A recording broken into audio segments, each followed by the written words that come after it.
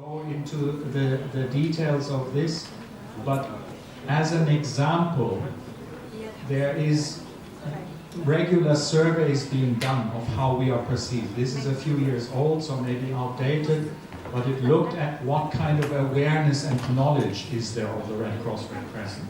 And as an example, it seems that at that time, a couple of years ago, 84% of people who looked at us or who were asked about the Red Cross brand knew about Red Cross Red Crescent work in their country.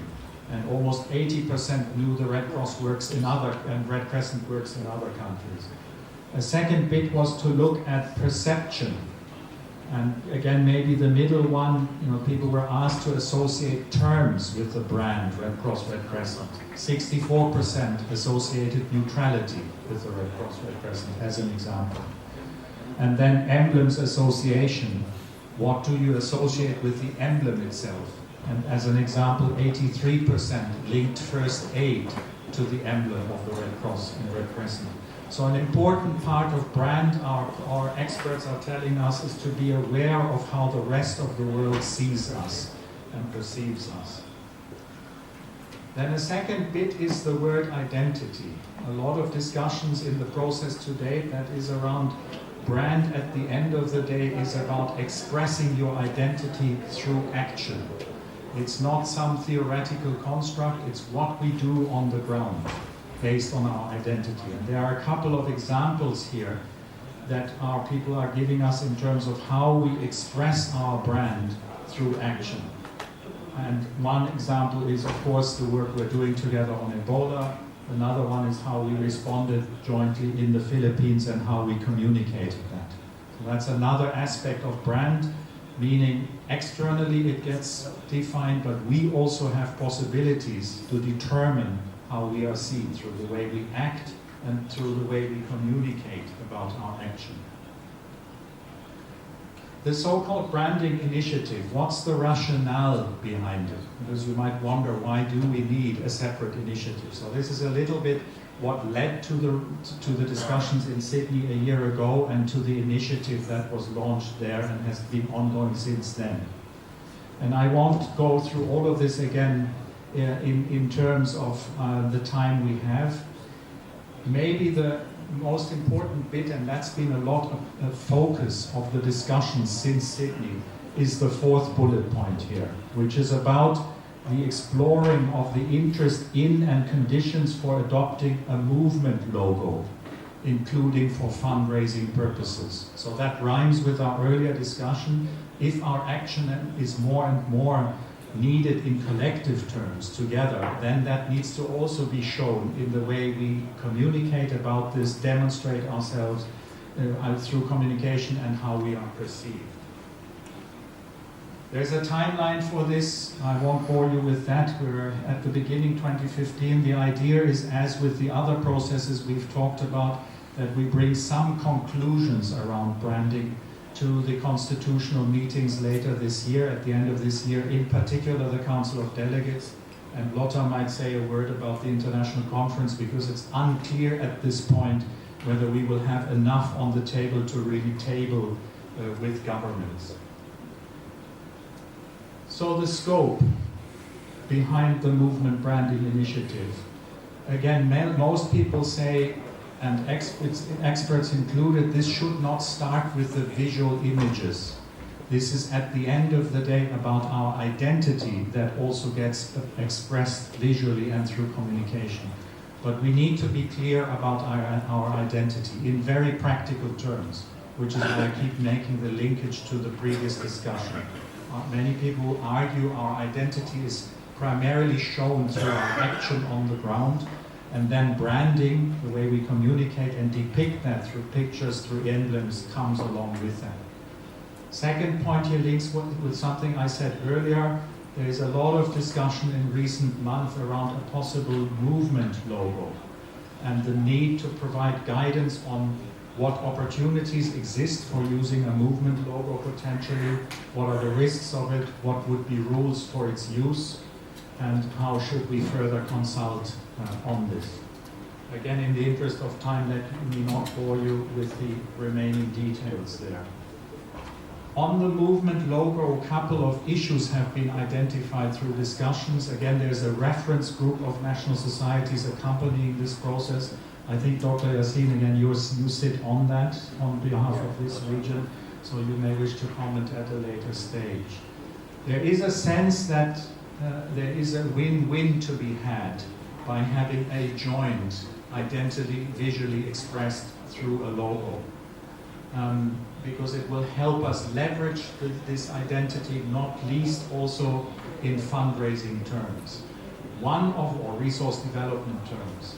There's a couple of risks around this. Clearly, if we do that, if we create a movement logo and use it also for risk development, we need to be very clear on how we then use the income that would result from using the logo in initiatives. And a couple of other more detailed technical, including reputational and legal risk issues. So all to say, some work to make you aware, if you weren't, that there is quite a bit of work going on around what would a movement logo look like, what would be its use, how would we regulate that, what are some of the risks. It is not that we are sort of starting on point zero here. We've had forms of a movement logo used, for example, for digital fundraising. I think some of you are aware of attempts to use Facebook. I think that was mostly federation driven. And there's one of the other issues that needs to be sorted is how would a movement logo relate to the federation logo. But the point here is not to get into that discussion, but more to understand for all of us that from an external perspective, there are opportunities working with us around the movement logo. Actors like Facebook would want to not work with 191 of us, but with the movement. But what will then be essential, so that's what's meant with the red text here, the desire for one logo. Outside perspectives suggest that if we are serious about a movement identity, that gets across to external players, and they want to then also see that demonstrated again through action, but as well also through brand in terms of visual identity. With external players, we have found out the painful way speed matters a lot. And I remember some of the sensitive discussions that went on in Sydney, because you will remember, I think it was Facebook that was launched at the time around the Philippines operation. And I remember tense discussions around this because there was a strong push to get an agreement very quickly, with many of you also in this room saying we can't be rushed into something like this and hijacked. Let me stop it there. This is the main message here is we are starting not at zero, but there are ongoing experiments with more shared or joint identities, including movement logo. And then for a final few minutes, I'll hand over to Lotta in terms of what has this reference group that Dr. Yassin sits on reached in terms of conclusions so far. As Matthias said, we're certainly not starting from zero. In fact, the branding initiative was launched already in Nairobi in 2009. And there was a reference group of a few national societies between 2009 and 2013. But because things then started to develop so fast, there was a reset button pushed after Sydney, and a new reference group, much enlarged, was established. And indeed, there was a first meeting a few weeks ago in Geneva. The conclusions haven't been circulated yet, I believe, to those of you who were there. So please feel free to comment. This is as we drafted it in the room, as I recall. So from a 2-day discussion, which was very rich, 2 days is quite a long time, but there was a lot of clarification needed. But at the end of the day, there was a consensus among the reference group members that indeed there was a wish, a general consensus to move forward towards developing a movement logo. Some of the underlying principles were very, very, very clear from the beginning to the end, and they remain so. The national sovereignty needs to be respected, meaning that a national society who doesn't want to be part of an international campaign can decide to opt out, but also decide to opt in. There will be flexibility, no straitjackets. But again, these are very early days. As Matthias already mentioned, a possible movement logo would by no means replace your own national society logos or the federation logo or the ICRC logo. This is a movement logo for particular usage in specific situations, not to replace others, but to be there as a shared logo that we could use for particular purposes. So it would be complementary. As Matthias mentioned, speed and the way fundraising is moving ahead today. Things are moving very, very fast, and there are lots of opportunities that the movement today, in some cases, are missing out on because we are not organized in a way that matches, that we can say yes to offers that are coming our way, be it Facebook, iTunes, or completely different sources, that we are losing out today, and if we don't do something fast to be able to work as a movement in fundraising issues, we are losing out furthermore. There was also a clear agreement by the reference group that we need to invest much more, not just in clarifying what this is all about, but also building the capacity of national societies to work more on this. There is not today a very strong expertise on this within the movement, which makes it such a complex debate for all of us to have, no matter in what setting, because most of us are not experts on fundraising or logo or communication issues. And that goes with the last point here as well, that the whole branding culture, which is what it's referred to now, is not something we have very strongly today. What does it mean? What does it mean to us? We have very different understandings and associations to what we mean by brand and the Red Cross Red Crescent band. So there's a lot of work that needs to go further into this. Many questions remaining. Here are just three. Many questions. So in that sense, it's still early days as we move ahead. Some of the fundraising principles and the distribution of funds. We had all kinds of interesting discussions in the reference group about what possible models could look like. But there's certainly no model agreed. It's still just reflecting on options, very much with an approach today that it would have to be a case by case, depending on where it starts, what it is for, who is interested in joining, and what the scope of the let's say, a campaign would be, for instance. Clarification for international versus regional initiatives. Is this something that can only be used when it's an international issue? Can it be used with a few number of players from within the movement for a regional campaign or an issue? Open question. And of course the whole design. Matthias referred to the statutory meetings coming up. If we agree that we'd like to have one logo, what would it look like? That is also not decided. I think in the reference group there was kind of a feeling at the end of the day that might be the easiest problem to solve, to agree on what it would look like. All the other principles and underlying principles are much more complex. So in that sense, again, we are in early days of consultation. The first reference group met, and it's foreseen that there will be a second one in the spring. And we'll see how far we can come with all of this before the statutory meetings, whether we bring something very concrete or rather a continued dialogue and discussion by the time we reach December this year. And I will hold it there. But please, those of you who were in Geneva, maybe you'd like to share some of your reflections or comment on what's just been said. The floor is open. Okay, we have about 10, maximum 15 minutes for some quick comments, reflections. Again, the main purpose here was not to have a deep consultation or discussion, but to ensure a little bit that you are aware of some of what's going on at global level and that you can relate to it from here on, if not already engaged. Any comments, questions?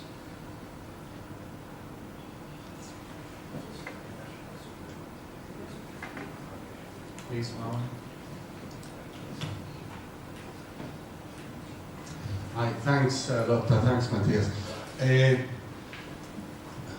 I have a question actually, and I witnessed some of these discussions, but I have a perception that relates to this branding initiative as well as to the resource mobilization strategy. And the trend, and this is again, it's my perception and I'm not really fully engaged in this, is that in this and in the mobilization strategy, we seem in our discussion to increase the cost of our fundraising and the cost in terms of how we share between the different components of the movement, which is in a way a reversal of a trend globally, especially within with the emerging donors and with the questions about the cost of delivering by the international organizations. A lot of the international organizations, and one good example is UNHCR, where they are showing how much they are reducing the overhead cost, how much they are reducing the headquarters cost. Even In specific, in response to those questions from the emerging donors who are questioning the cost of delivery by international organizations. So my question in these discussions is how are we positioning ourselves within these initiatives and within this distribution of sharing between the different components of the movement? Would this jeopardize our added advantage as an effective and efficient movement and organizations to deliver compared to others? Or this is just the wrong perception on my side? I don't know if you got my question. So, if as many of us as possible join together to have joint fundraising campaigns, costs through economies of scale will be lower and income higher. That's the argument I'm hearing from fundraisers. It's not automatic that this comes with higher cost. They are arguing the opposite, with lower cost, if there is sufficient scale in it, economies of scale. Point well taken about we are not a business, and I think part of the drive comes from fundraisers who are maybe not business people, but people who look at opportunities and who are saying we are too political, too slow, too bureaucratic to make use of opportunities. And I think part of the discussion really is on how do you balance between a modern world where opportunities are there and we need to seize them by maybe giving up some ground that is holy to us without really giving up the core, though. That's part of the tension that will continue, it seems to me, through this discussion.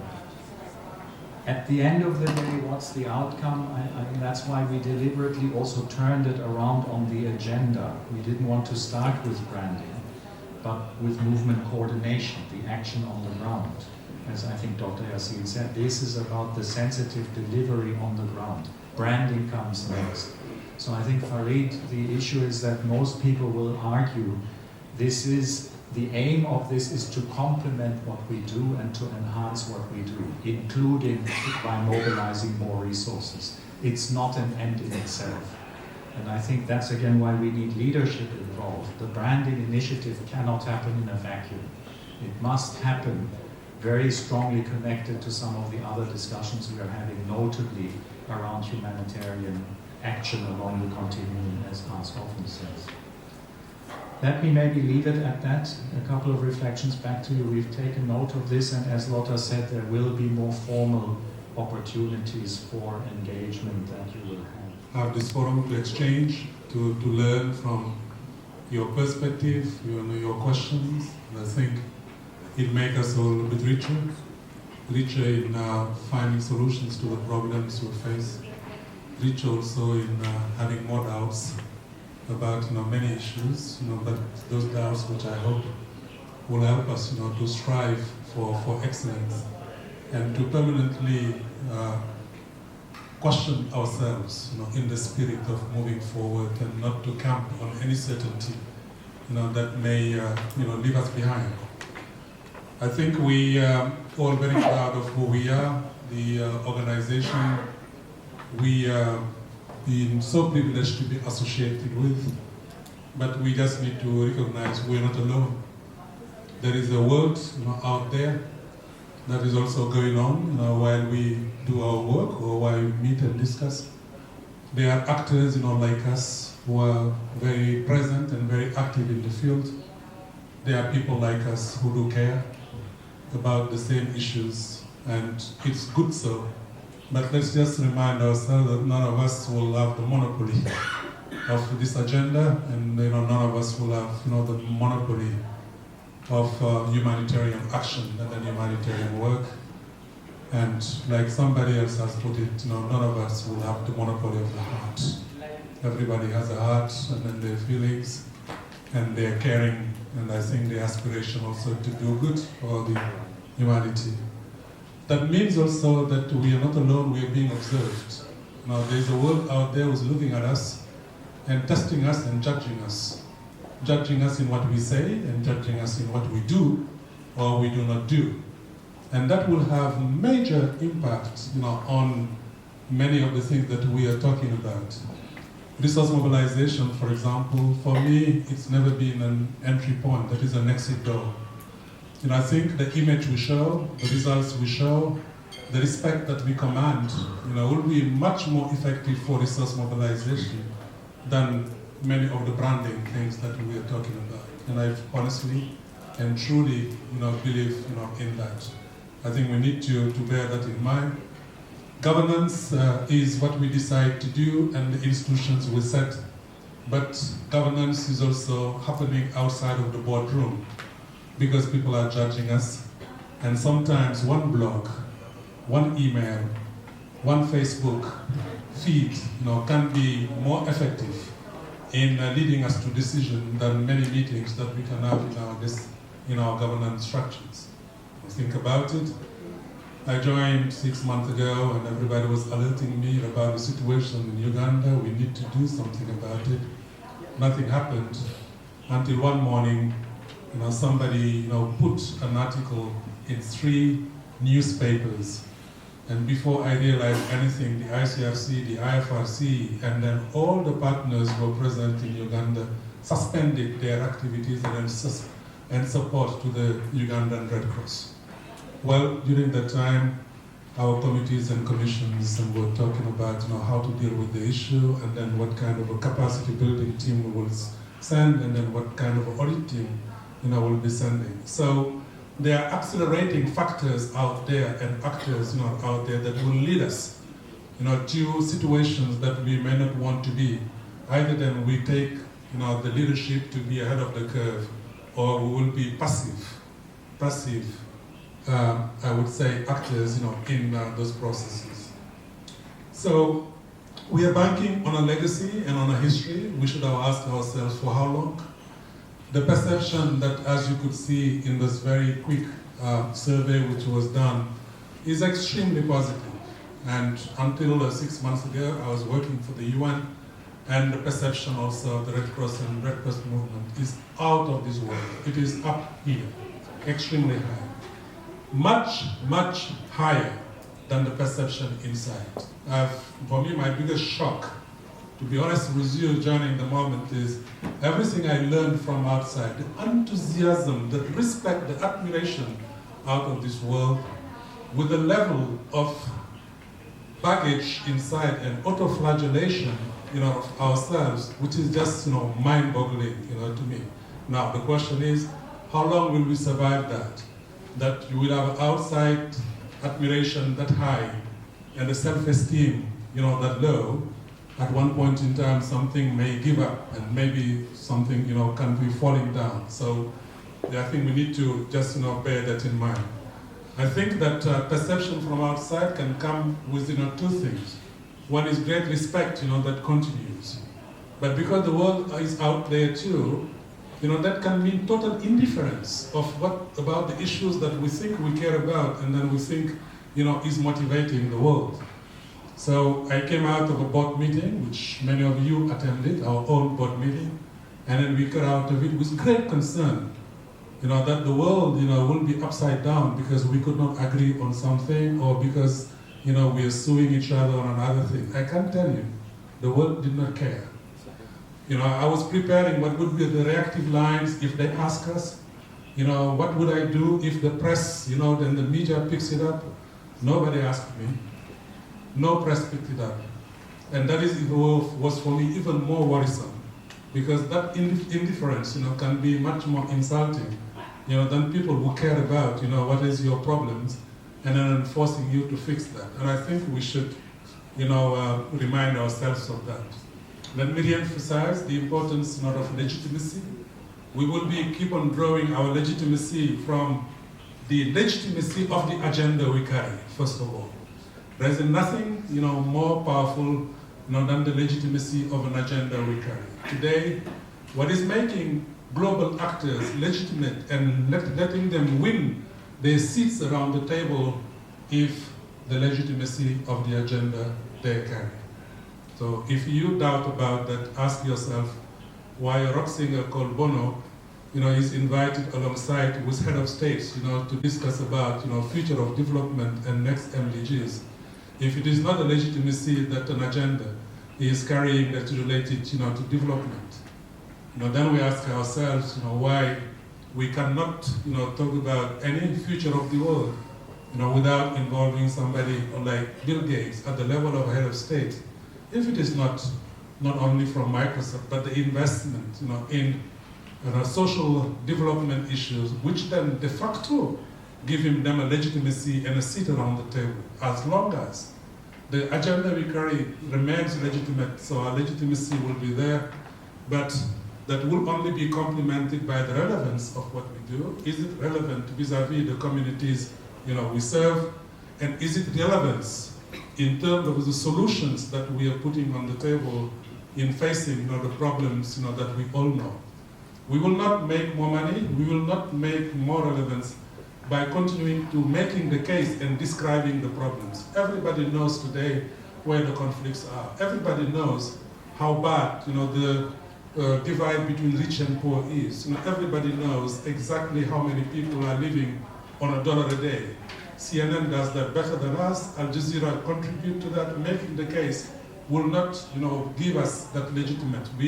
If we go to them, to the same partners, this is such a big problem, and that is why I need your support. I think the expectation is what is the solution we are bringing to it, and I think that's where we will be winning the relevance that will add to the legitimacy. So that forces us, I think, a number of things that I would like just to reiterate here again. One is humility. Humility in the face of the magnitude of the problems that we face, and humility in the face of the suffering of the communities we serve. And that is, I will never say that enough, because the day I stop doing that, I'll do another job. That is really, really critical. We cannot, go to any place, where we live and work, without, being, touched at the level where we don't know how to, move on tomorrow. And that forces us really to be humble, meaning that we can be aware of the problems, and we are aware of them. We are aware of the tensions and the difficulties we face. We are aware of the competitions, that we are part of.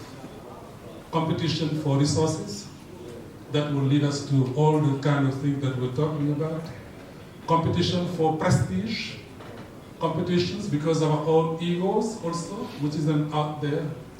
And then competition, to be profiled, as such, as the owner of the results, whatever they be. They exist, but we can be aware of that, hence, and remain humble.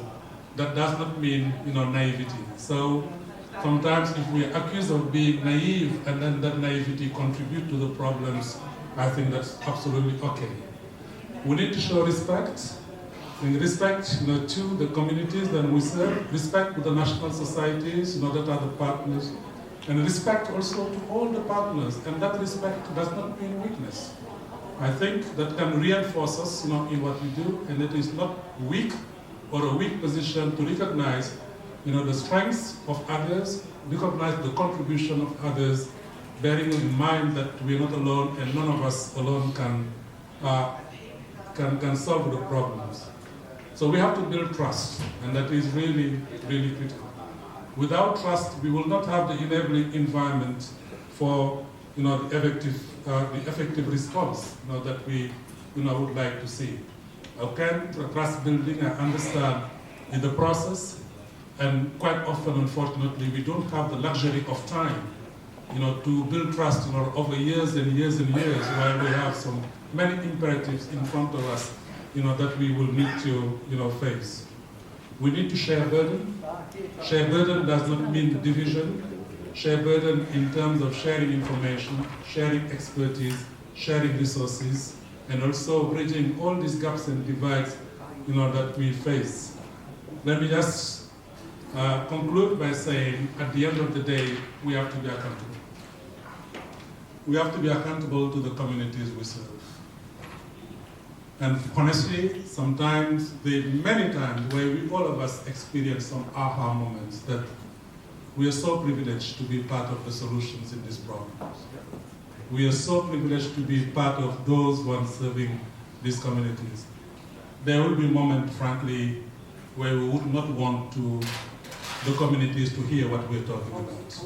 And I think we have to remind ourselves that the greatest accountability and the one that really matters will be that accountability vis-à-vis the communities that we serve. We have also to be accountable to the communities that support us. And that is not necessarily always the biggest donor, and that is important. Of course, taxpayers' money we can account for, we can write the reports, indicators. Many of us are well trained to do that. We have to be at that level of accountability to that young child in the European winter, collecting dimes and francs and kronas and dollars, to put to us, to do the work, that they were doing. There are those, then young children and young people who are looking up to all of us here, mobilizing resources, and those resources are not necessarily coming from the richest of the rich. They are coming from the poor citizens that are giving, their $5 here or €1 there. And then we are collecting, to do the kind of a work we are doing. And I think that is, if we have that in the back of our mind, and I'm sure we do, otherwise we would not have the quality of leadership, that we have here. But let's remind ourselves, the world out there is going on, and then we have a great responsibility by being where we are today. And for me, it is a great privilege to be associated with you, associated with this movement, and we will do our part of leadership to make it successful. We will do part of our leadership to make it work. And I would like to assure you about only one thing. We will always be on your side to support in responding to the needs of those that need us and that we are supposed to serve. Thank you. أعتقد أنه كان كلام شامل. طبعا أنا أشكركم جميعا على ما سمعناه حقيقة هنا من صراحة ومن مواجهة في كل النقاط التي تم عرضها، وأعتقد أن أعتقد من المرة هذه سمعنا مناقشات صراحة حثيثة في مواضيع تهم الجميع، وهذا يدل على شيء، يدل على صراحة تقدم في بالنسبة للمنطقة. أعتقد أن من أفضل المناقشات، وصلت إلى مستوى عالي جدا، وأعتقد الفائدة عمت على الجميع، لأن الكلام إذا كان عن الاستراتيجية وعن التوجهات المستقبلية ولا عن حل بعض المشاكل الجانبية التي ممكن تعيق العمل أو تطوير العمل، وهذه كلها كان لها فائدة كبيرة.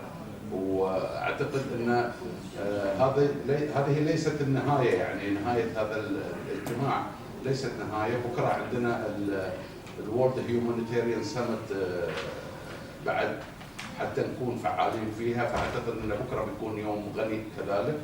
لكن حقيقة بما يخص تواجد اللجنة الدولية والاتحاد الدولي والجمعيات الشرق الأوسط وشمال أفريقيا في هذا المكان أثر النقاش، وأعتقد أنه وضح وجهات النظر اللي تهم الجميع، وهذا صراحة ما يهمنا في التقدم، لأن احنا كل الهدف أصلا من هذا الاجتماع أن أين نحن ذاهبون في المستقبل، وهذا من أهم الأشياء.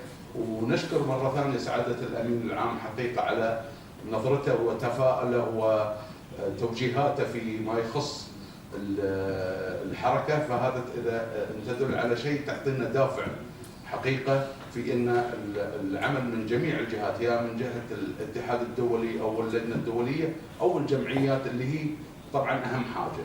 اللي هي تقوم على العمل في ارض الواقع.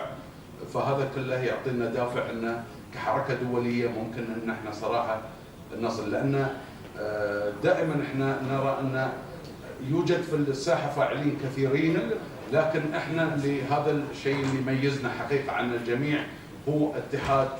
هذا الاتحاد اللي احنا دائما نفخر فيه، ونعتقد ان لولا ما وصلنا لطموحات كثيره.